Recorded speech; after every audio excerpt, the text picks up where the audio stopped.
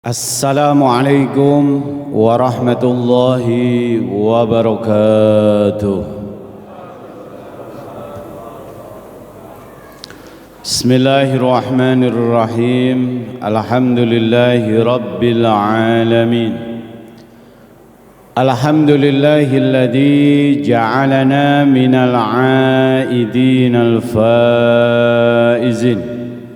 والصلاة والسلام على رسول الله ابن عبد الله وعلى آله وأصحابه وموالاه أما بعد فقال الله تعالى في كتابه الكريم أعوذ بالله من الشيطان الرجيم وسارعوا إلى مغفرة من ربكم وجنة عرضها السماوات والأرض أعدت للمتقين وقال رسول الله صلى الله عليه وسلم إنما بعثت لأتمم مكارم الأخلاق وقال أيضا تخلقوا بأخلاق الله وقال أيضا كل بني آدم خطاؤون وخير الخطائين التوابون أو كما قال رسول الله صلى الله عليه وسلم. Hadirin wal hadirat, bapak-bapak, ibu-ibu semuanya rahimakumullah. Wabil khusus kepada para tokoh, baik tokoh agama maupun tokoh masyarakat, Bapak RW, Bapak RT beserta jajarannya, para alim ulama, para dai, para ustadz, para imam, rahimakumullah. Wabil khusus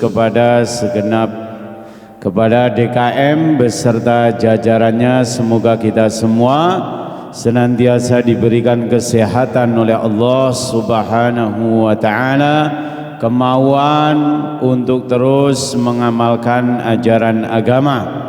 Selain itu, semoga Allah ta'ala senantiasa menanamkan di dalam hati kita keimanan, keyakinan kepada Allah Subhanahu wa ta'ala. Amin ya rabbal alamin.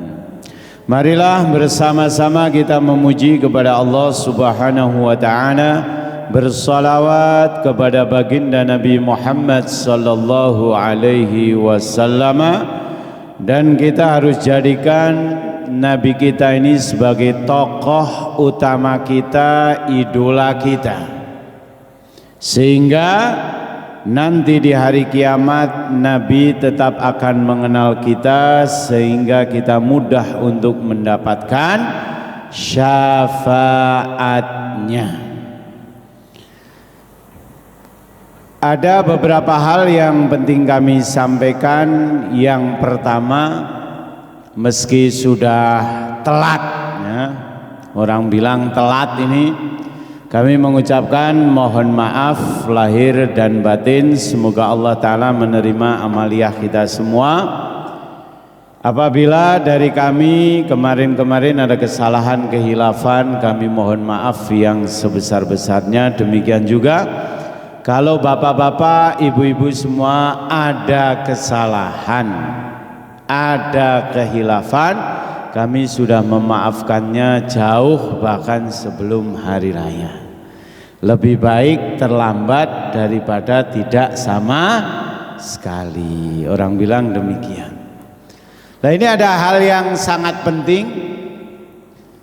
Ketika momen hari raya Idul Fitri khususnya, dengan mudah semua umat Islam mengucapkan mohon maaf lahir dan batin. Kemudian kita pun menjawab dengan sangat mudah, dengan sangat lega. Jawabannya apa? Sama-sama. Ya kan? Di mana-mana sama. Mohon maaf lahir batin, jawabnya sama. Tidak ada yang pernah mengatakan, emang Bapak dosa apa? Ada enggak? Pak, saya mohon maaf lahir batin. Kemudian kita menanyakan, emang Bapak dosa apa? Salah apa? Ada enggak yang menanyakan demikian? Hampir enggak ada. Kalau toh ada yang menanyakan, emang Bapak salah apa? Orang yang meminta maaf pun bingung, lah saya dosa apa? Ya kan? Saya dosa apa ini? Dicari-cari dosanya banyak sekali sebenarnya. Penyakit ini kalau sudah parah, kronis, biasanya enggak terasa lagi. Kita ini saking banyak dosanya sehingga sampai tidak terasa saya ini dosa apa. Nah itu. Ini akan kita bahas. Pertama, mohon maaf lahir dan batin. Berarti orang yang mengucapkan sama-sama dia pun memberikan maaf dari lahir dan batin.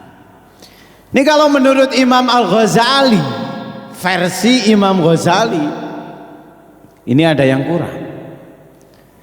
Orang yang meminta maaf seharusnya dia menyebutkan kesalahannya.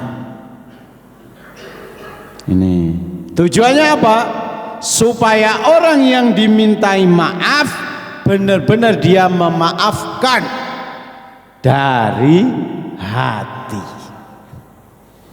Nah, ini kan jadi ribut ini. Kalau hari raya keliling ketemu kawan, mohon maaf lahir batin dosa apa? Oh, dosa 10 tahun yang lalu aku utang nggak bayar. Kira-kira mau dimaafkan apa enggak ini? Nah, ini. Atau saya pernah menzalimi Bapak sekian tahun yang lalu. Tanpa Bapak sadari, tanpa Bapak ketahui. Andai kita menyebutkan dosa-dosa kita kepada yang kita minta maaf, ya, kira-kira mau dimaafkan apa tidak? Nah ini, kalau kita menyebutkan kesalahannya, kehilafannya, baru ketika dia mengatakan ya sama-sama, manusia bisa salah, nggak apa-apa, dosa yang lalu sudah aku maafkan. Nah, itu berarti ikhlas dari dalam hati. Tapi kalau tidak menyebutkan kesalahannya, kehilafannya, untuk sampai ke hati maafnya ini, ya, ini berat. Kenapa? Karena tidak tahu kesalahannya. Ini versi Imam Al-Ghazali. Ini berat. Dan Allah Subhanahu wa ta'ala tidak akan mengampuni dosa kita yang kaitannya dengan manusia, kecuali sudah minta ikhlas, minta halalnya. Bahkan di dalam kitab Riyadhus Shalihin karya An-Nawawi, dalam bab taubat di sana disebutkan syarat taubat ada 3. Yang pertama, berhenti dari dosa yang kita lakukan. Yang kedua, menyesal. Kemudian niat sungguh-sungguh tidak mengulangi. 3 ini syaratnya apabila dosa ini berhubungan dengan Allah.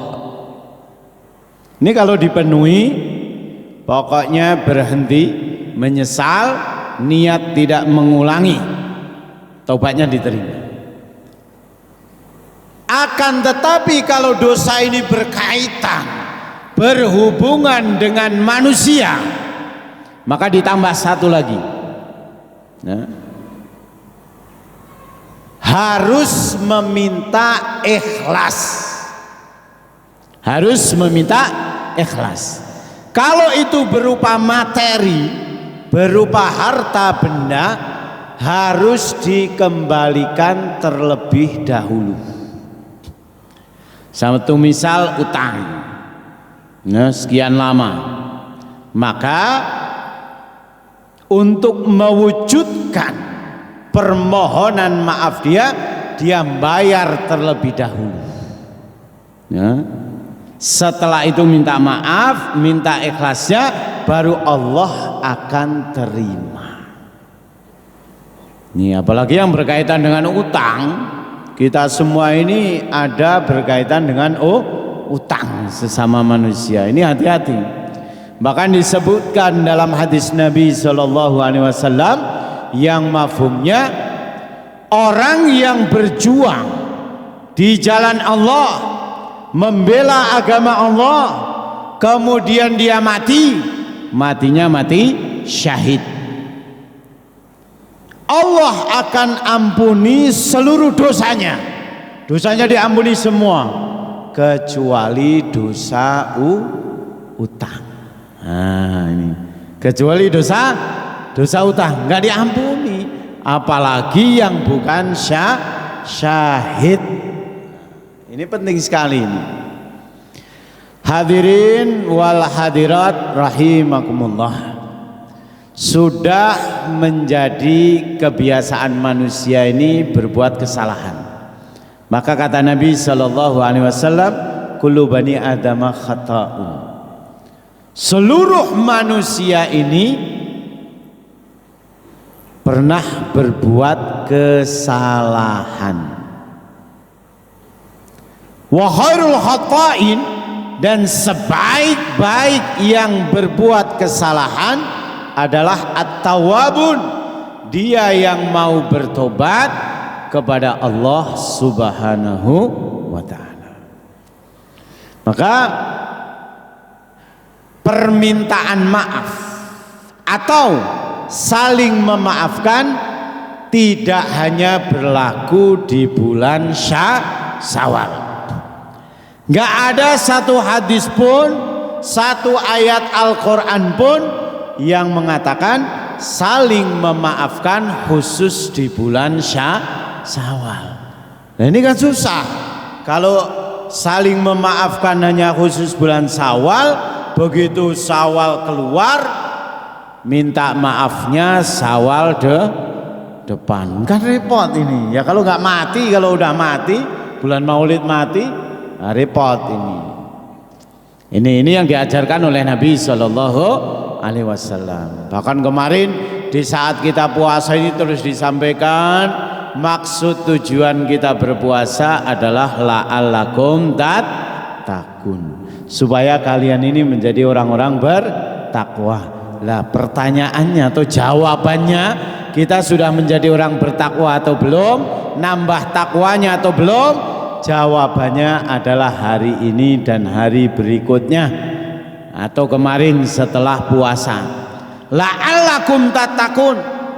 Ini kita bisa menimbang ini. Pertama, takwa kita ya, setelah Ramadan selesai dibandingkan sebelum Ramadan, ini takwanya mantap yang mana?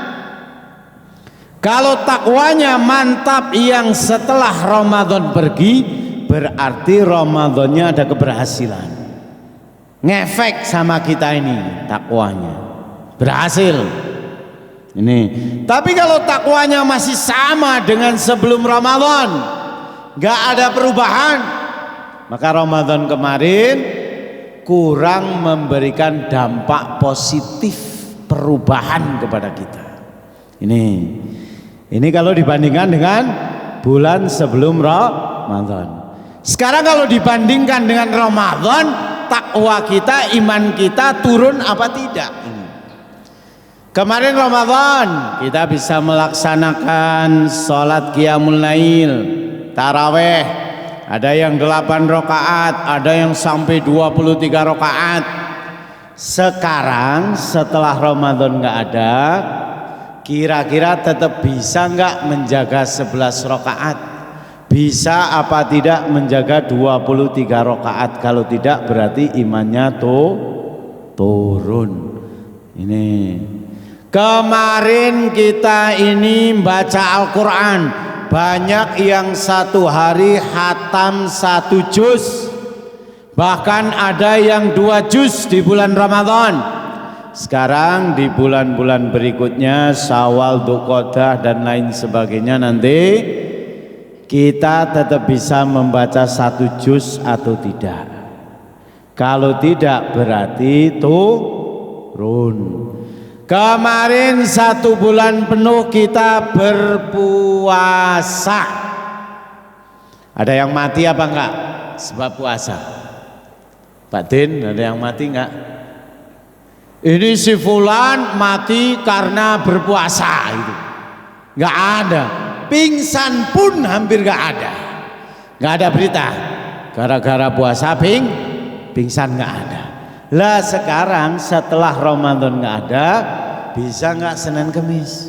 Bisa nggak Ayyamul Bait? Bisa nggak dalam 1 bulan kita puasa minimal 3 hari saja ini? Kalau nggak, berarti iman kita turun, belum bisa meningkat. Semoga Allah Ta'ala pertemukan kita kembali dengan Ramadan berikutnya, amin ya rabbal. Hadirin wal hadirat rahimakumullah, itu poin yang dapat kami sampaikan. Jadi secara fikih ya, kalau kita sudah meminta maaf ya sudah sah. Tapi fikihnya Imam Ghazali dalam urusannya dengan hati. Kita meminta maaf seharusnya menyebutkan kesalahan kehilafan kita. Sampai di sini mungkin ada 1-2 pertanyaan, silahkan. Izin Pak Ustadz, Siap. mau bertanya kaitan dengan memaafkan. Di nasional kita ini kan sering ada pelaksanaan halal bihalal, Pak. Itu bagaimana hubungannya, sedangkan di Arab katanya tidak ada. Terus apa judul atau sebutan selain halal bihalal tersebut? Mohon penjelasan Pak. Ya. Terima kasih. Ya di Arab ini ya pokoknya kalau udah ketemu Id Mubarak ya sudah. Yang saya alami di Pakistan itu cuman Id Mubarak, nggak ada mohon maaf lahir batin, cuman Id Mubarak, Id yang berkah, sudah pelukan salaman selesai. Nggak ada acara halal halal. Di Indonesia ini luar biasa. Yang lebih dahsyat lagi ya, dangdutan dalam rangka acara halal halal. Waduh, halalun bihalalin, bahasa kita ini yang paling mudah, halal halalan. Udah saling mengikhlaskan, halalun halal bihalalin diganti dengan halal halalan. Ini untuk saling melepaskan dendamnya, amarahnya, kebenciannya dan lain sebagainya. Di Indonesia tradisi itu sebenarnya bagus. Kalau isi acaranya tidak ada kemaksiatan di dalamnya, niatnya halal bihalal, melepaskan dosa, biar minal aidin wal faizin, termasuk orang-orang yang kembali suci, termasuk orang-orang yang beruntung. Tapi kalau acara halal bihalalnya ini terus laki perempuan kumpul jadi satu, laki perempuan salaman ya, kemudian acaranya ada dangdut, acara-acara yang berbau kemaksiatan, ini bukan halalun bihalalin, halalun biharamin. Jadi ya, halal ditukar dengan haram. Harusnya halal bihalalin. Itu bagus ya, tradisi sebuah acara yang bagus. Zaman Nabi memang nggak ada acara halal bihalal. Di Arab juga nggak ada. Yang ada cuman di Indonesia. Itu sebuah tradisi yang kalau isinya itu mengandung kebaikan, mengandung ma'ruf, acara halal bihalal, kemudian ada sambutan, ada acara ngajinya, ada tilawah Al-Qur'annya, ada isi mau'idhahnya, itu sangat bagus sekali. Tapi kalau isinya kemaksiatan, ya jelas ini yang dolalah, yang sesat. Itu bisa dipahami. Jadi silakan kalau mau acara halal bil halal. Mungkin kan kemarin ada yang pulang kampung dari mulai bulan puasa sehingga Syawal belum ketemu. Lah, acara halal bihalal untuk mempertemukan umat Islam untuk saling maaf memaafkan. Kalau perlu dibuat silahkan dibuat. Kalau nggak perlu ya nggak usah. Udah halal-halalan semua, udah salaman semua, udah saling legowo semua, ya nggak usah. Kalau penting dan perlu dibuat silahkan, tidak haram. Yang haram ini isinya, kontennya. Ini yang haram atau halal. Bisa dipahami. Ada lagi? Kasihkan mic-nya yang di belakang lagi itu, kayaknya udah pengen banget nih. Assalamualaikum warahmatullahi wabarakatuh, Pak Ustadz. Waalaikumsalam.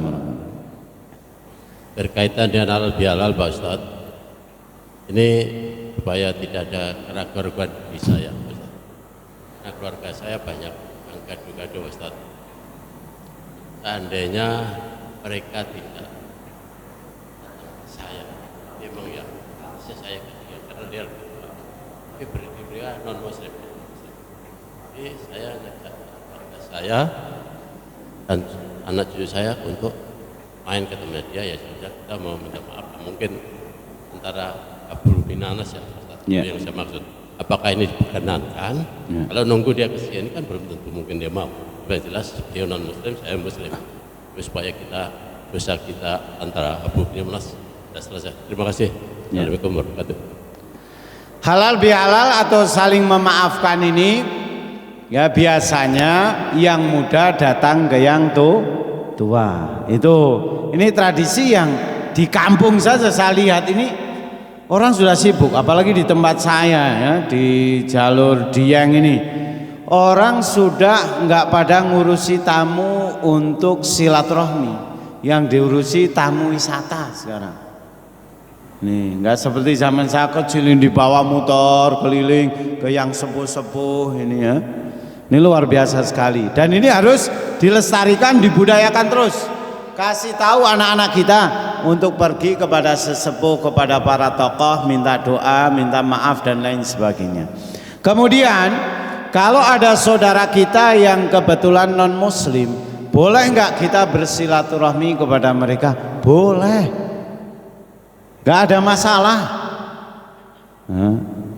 Nggak ada kaitannya apa-apa ini. Boleh kita mengunjungi mereka karena mungkin mereka kakak kita, atau kita yang lebih tua didatangi mereka untuk silaturahmi ya, untuk minta maaf, tidak masalah ya. Apalagi tujuannya untuk menjaga hablum minan nas, hubungan dengan manusia, toleransi, apalagi dengan saudara sanak kita, itu lebih-lebih. Kita harus bisa menunjukkan akhlak kepada siapapun, termasuk saudara kita yang non muslim. Ya kalau kita ini merasa lebih muda, kunjungi mereka. Itu bisa dipahami.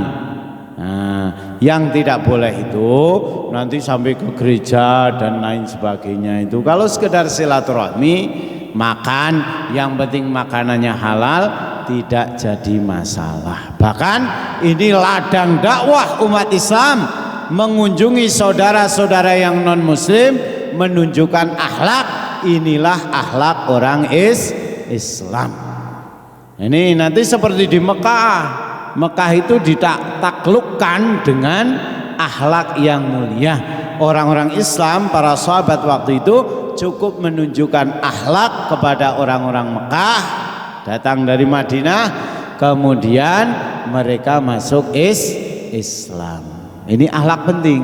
Maka saat Nabi ditanya, untuk apa engkau diutus? Maka Nabi mengatakan, innama bu'itsu, sesungguhnya aku diutus liutammima makarimal akhlaki, untuk menyempurnakan akhlak yang mulia. Ini akhlak harus dikedepankan. Kalau akhlaknya bagus pasti jujur. Akhlaknya bagus pasti istimewa orangnya. Kalau akhlaknya buruk, suka bohong ya dan lain sebagainya. Bisa dipahami. Bahkan kata Nabi SAW, takhallaqu bi akhlaqillah, berakhlaklah kalian seperti akhlaknya Allah. Ya. Asmaul Husna 99 itu mengandung akhlak Allah di dalamnya. Asmaul Husna 99 dibagi menjadi dua. Yang pertama sifatul jamal, sifat Allah yang indah.